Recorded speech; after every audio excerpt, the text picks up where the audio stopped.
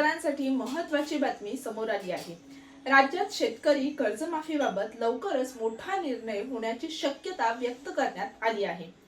विधान परिषदेत बोलत असताना राज्याचे कृषी मंत्री दत्तात्रय भरणे यांनी या संदर्भातली माहिती देखील दिली आहे।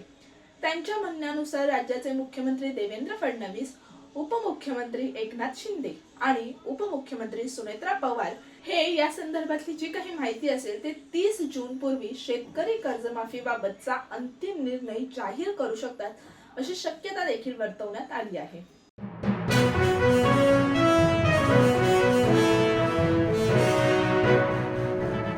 राष्ट्रवादी काँग्रेस पक्षाच्या 20 पेक्षा जास्त आमदारांनी सुनेत्रा पवार यांची भेट घेतल्याची माहिती देखील समोर आली आहे।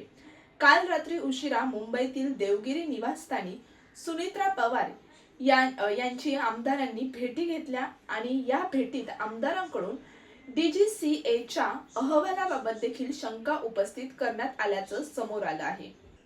अजितदादांच्या अपघात प्रकरणी CBI चौकशीची मागणी देखील करण्यात आली, परंतु अद्याप का नेमण्यात आली नाही याबाबत आमदारांकडून सवाल उपस्थित करण्यात आला आहे।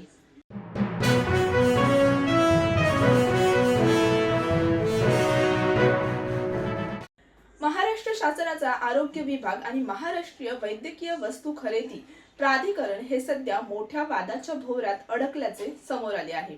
महाराष्ट्र नवनिर्माण सेनेचे नेते संदीप देशपांडे यांनी आरोग्य विभागाच्या निविदा प्रक्रियेत कोट्यवधी रुपयांचा भ्रष्टाचार झाल्याचा खळबळजनक दावा हा केला आहे।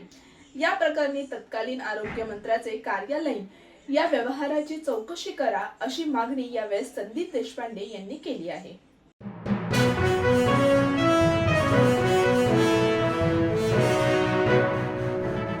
गेल्या आठवड्यात इस्रायल अमेरिकेने इराणवर हल्ला केला असला तरी माजी राष्ट्राध्यक्ष डोनाल्ड ट्रम्प यांना अमेरिकेतच मोठा झटका हा बसला आहे।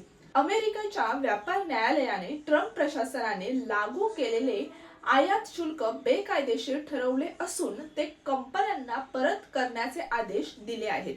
सर्वोच्च न्यायालयाने आधीच हे टॅरिफ रद्द केले होते। आता या निर्णयामुळे हजारो कंपन्यांना मोठा दिलासा मिळणार असून ट्रम्प प्रशासनासाठी ही मोठी डोकेदुखी ठरली आहे।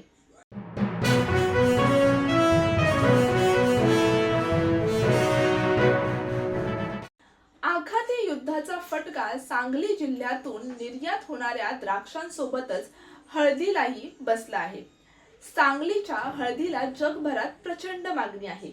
यंदा हळदीचे उत्पादनही चांगले आले आहे। आखाती युद्धाला सुरुवात होण्यापूर्वी गेल्या आठवड्यातच हळदीला प्रतवारीनुसार 14,500 पासून 24,000 दर मिळत होता, पण आता हा दर प्रति क्विंटल 1,000 ते 1,200 रुपयांनी उतरला आहे। मुंबईच्या JNPT बंदरात हजारो टन हळद अडकल्याने शेतकऱ्यांसोबत व्यापाऱ्यांचाही जीव टांगणीला लागला आहे।